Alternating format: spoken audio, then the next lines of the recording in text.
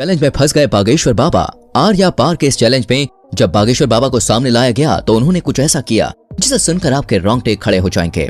आसाराम बापू से लेकर निर्मल बाबा तक हमारे देश ने एक से बढ़कर एक साधु बाबाओं को देखा है, लेकिन इस वक्त हर जुबान पर सिर्फ एक ही नाम है और वो है बागेश्वर बाबा का, यानी कि धीरेन्द्र कृष्ण शास्त्री का। एक ऐसा 26 साल का नौजवान जो देखने में किसी फिल्मी हीरो की तरह लगता है, लेकिन उनके कारनामे और बोलने का अंदाज बड़े बड़ों को चक्का में डाल देता है। पर फिलहाल तो दोस्तों बागेश्वर बाबा खुद चक्कर खा रहे हैं और पुलिस इनके पीछे पड़ी है।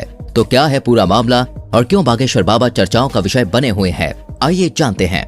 दोस्तों ये बात तो जगजाहिर है कि बागेश्वर बाबा जो लोगों की मन की बात जानकर उनकी समस्याओं का हल कर देते हैं और उसे पर्चे में लिख देते हैं, इसके चलते वो काफी ज्यादा ट्रेंड पर चल रहे हैं। इनकी वीडियोस हर रोज वायरल होती है और लोग इन्हें सुनना देखना पसंद करते हैं। लेकिन वो कहते हैं ना, मीठा ज्यादा हो तो चींटियां लगने ही लगती हैं, और ऐसा ही कुछ हाल बागेश्वर बाबा के साथ भी है। तभी तो अलग अलग क्षेत्रों से लोग इन्हें बदनाम करने के लिए सामने आ रहे हैं कि क्या ये बाबा लोग वास्तविक हैं? कुछ इन्हें खुला चैलेंज कर रहे हैं तो कुछ इनकी विद्या पर शक कर रहे हैं, फर्जी हैं, धोखेबाज हैं। अभी एक टीवी शो के दौरान माइंड रीड करने वाली सुहानी ने कहा कि धीरेन्द्र शास्त्री अगर हमारी तरह दिमाग पढ़ते हैं तो इसमें कोई बुराई नहीं है, लेकिन इस कला को भगवान की कृपा कहकर लोगों के बीच अंधविश्वास फैलाना ये बहुत गलत है। और बात यहीं पे खत्म नहीं होती है। महाराष्ट्र में अपने कार्यक्रम के दौरान जब धीरेन्द्र शास्त्री नागपुर पहुंचे तो वहां की कमेटी ने इनके ऊपर अंधविश्वास फैलाने का आरोप लगाया और खुलेआम ये चैलेंज किया कि आप जो जादू और चमत्कार लोगों के सामने अपने धाम में दिखाते हैं वही चमत्कार आप हमारे सामने दिखाइए। अगर आप सही हुए तो आपको हम 30 लाख रुपए देंगे। अच्छा, लेकिन कमेटी वालों का कहना है कि धीरेन्द्र शास्त्री इस चैलेंज से इतना ज्यादा डर गए हैं कि वो वापस लौट गए। इसके बाद महाराष्ट्र की उस कमेटी के श्याम मानव ने धीरेन्द्र शास्त्री के खिलाफ पुलिस कार्रवाई की मांग की। धीरेन्द्र कृष्ण महाराज कंप्लेंट दी थी एसीपी नागपुर के और कहा कि पुलिस अगर कार्रवाई नहीं करेगी तो वो लोग आंदोलन करेंगे, क्योंकि महाराष्ट्र के कानून में अंधविश्वास फैलाना बहुत ही बड़ा जुर्म माना जाता है, जिसके तहत धीरेन्द्र शास्त्री को गिरफ्तार किया जाना चाहिए। धीरे धीरे महाराष्ट्र के नागपुर से निकली ये बात पूरे भारत में फैल गई, जिसके बारे में कई सारे लोग धीरेन्द्र शास्त्री से सवाल जवाब करने लगे, जिसके जवाब में बागेश्वर धाम सरकार ने कहा है कि हम बीच में कथा छोड़कर भागे ये बोलना बंद कर दें। हमारी कथा 7 दिन तक की ही थी कि डेट घोषित कर दी थी कि हम केवल 7 दिन की कथा करेंगे। लेकिन लोग विश्वास क्यों करेंगे? भारत में साधु महात्माओं की इज्जत का ऐसा फालूदा हुआ है कि चाहकर भी धीरेन्द्र शास्त्री पर विश्वास नहीं कर पा रहा था कोई।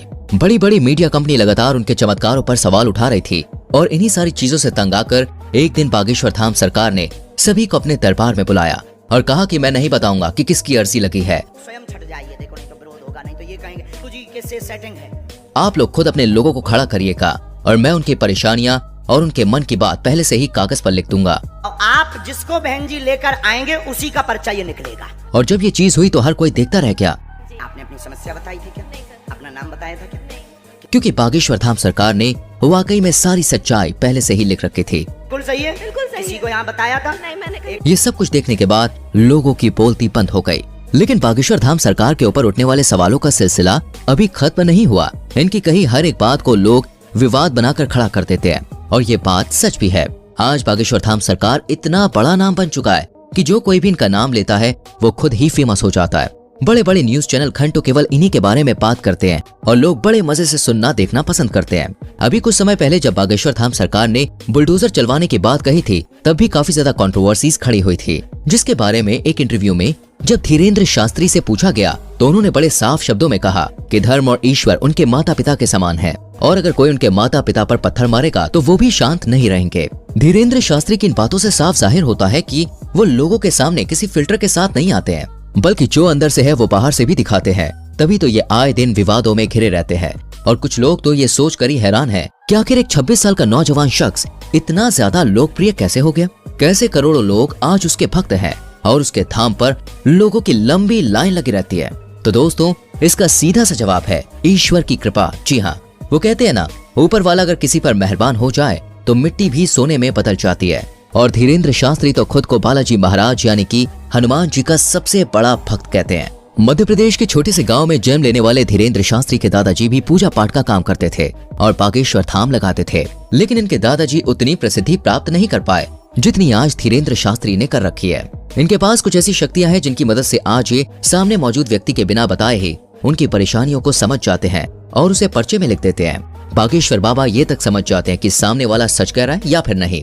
उनके द्वारा पर्चे में लिखा गया एक एक शब्द 100% सत्य होता है, जिसका सबसे बड़ा प्रमाण यह है कि आज तक इन्हें कोई भी झूठा साबित नहीं कर पाया है। मीडिया से लेकर पुलिस वालों तक लोगों ने इनके खिलाफ खूब बातें की, लेकिन उन बातों को साबित करने की हिम्मत आज तक किसी में नहीं हुई।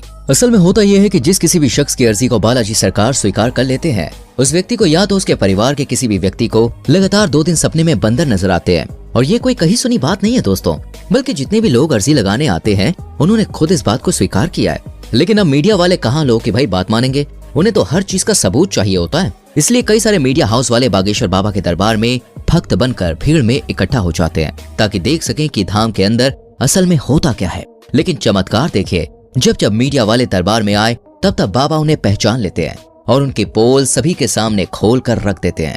ये सब कुछ देखने के बाद मीडिया वाले भी बाबा के सामने घुटने टेक देते हैं और चुपचाप वहां से 9-2-11 हो जाते हैं। ये चीज 1-2 नहीं बल्कि सैकड़ों बार बागेश्वर धाम सरकार के दरबार में हो चुकी है। बागेश्वर धाम एकमात्र ऐसा धाम है जिसने साइंस और टेक्नोलॉजी के भी होश उड़ा कर रख दिए हैं, और लोग अभी भी सोचने पर मजबूर हैं कि आखिर ये सब कैसे हो सकता है। क्योंकि अगर धीरेन्द्र शास्त्री से पूछा जाए तो वो साफ कहते हैं कि ये सब कुछ उनके दादाजी और हनुमान जी की कृपा की बदौलत है। ईश्वर उन्हें शक्तियां देते हैं जिससे वो लोग के मन की बात को समझ जाते हैं और उन्हें दूर कर पाते हैं।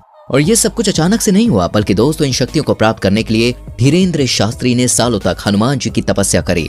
12 साल के उम्र से ही धीरेन्द्र शास्त्री बालाजी के ध्यान में लग गए और उनकी सेवा करने लगे, जबकि पूजा पाठ के कामों में वो बचपन से ही लगे रहते थे। आज ये उस स्तर पर पहुंच गए हैं जहां इन्हें हर लोगों के मन की बात को समझने में बिल्कुल भी समय नहीं लगता। ये जो कुछ भी कह देते हैं वो पत्थर की लकीर हो जाता है, जिसका सच होना तय है, और इसका कई बार उदाहरण भी देखा जा चुका है। हालांकि अगर हम बागेश्वर धाम की बात करें तो दोस्तों इसका इतिहास बहुत पुराना है। लोगों की मान्यताओं के अनुसार बागेश्वर धाम मंदिर चंदेल कालीन युग का है। सन 1986 में ग्रामवासियों के द्वारा मंदिर का निर्माण किया गया था। उसी दौरान ग्राम गढ़ा में बाबा सेतु लाल गर्ग चित्रकूट से दीक्षा लेकर अपने गांव के प्राचीन कालीन मंदिर पहुंचे। पहले तो इन्होंने राम कथा करी और फिर ये झाड़ फूक का भी काम करने लगे। लोगों के अंदर मौजूद बुरी शक्तियों को अपनी एक फटकार से ये भगा दिया करते। लोगों का कहना है कि जो कोई भी भूत प्रेत की शिकायत लेकर उनके दरबार में जाता था वो हमेशा हमेशा के लिए ठीक हो जाता था, और इसी वजह से बागेश्वर धाम लोकप्रिय होता चला गया। और आज बागेश्वर धाम के प्रमुख कथावाचक धीरेन्द्र कृष्ण गर्ग, जो बहुत लंबे समय से झाड़ फूक और कथाएं कर रहे हैं, अब सोशल मीडिया के दौर में इनकी लोकप्रियता बहुत बढ़ रही है। तभी तो लोग इन्हें बागेश्वर महाराज के साथ साथ चमत्कारी महाराज के नाम से भी जानते हैं। वर्तमान समय में धीरेन्द्र कृष्ण सरकार मध्य प्रदेश में ही अपना दरबार लगाते हैं और लोगों की समस्याओं का समाधान करते हैं। बागेश्वर धाम महाराज ने बचपन से ही रामायण और महाभारत जैसे महाकाव्यों का अध्ययन किया था। अपने दादाजी के साथ पूजा पाठ करने के अलावा इन्होंने वृंदावन में भी काफी लंबा समय गुजारा है। साथ ही साथ उन्होंने अपनी प्रारंभिक पढ़ाई को भी पूरा किया है। इनका कथा बोलने का अंदाज काफी ज्यादा निराला है, जिसे सुनकर लोगों की आंखों से आंसू निकल आते हैं। लेकिन हर मंगलवार को लगने वाला दिव्य दरबार सबसे ज्यादा प्रसिद्ध है। बाकी आपका इनके बारे में क्या विचार है, कमेंट में हमें जरूर बताएं। इस तरह की वीडियोस लगातार देखते रहने के लिए चैनल को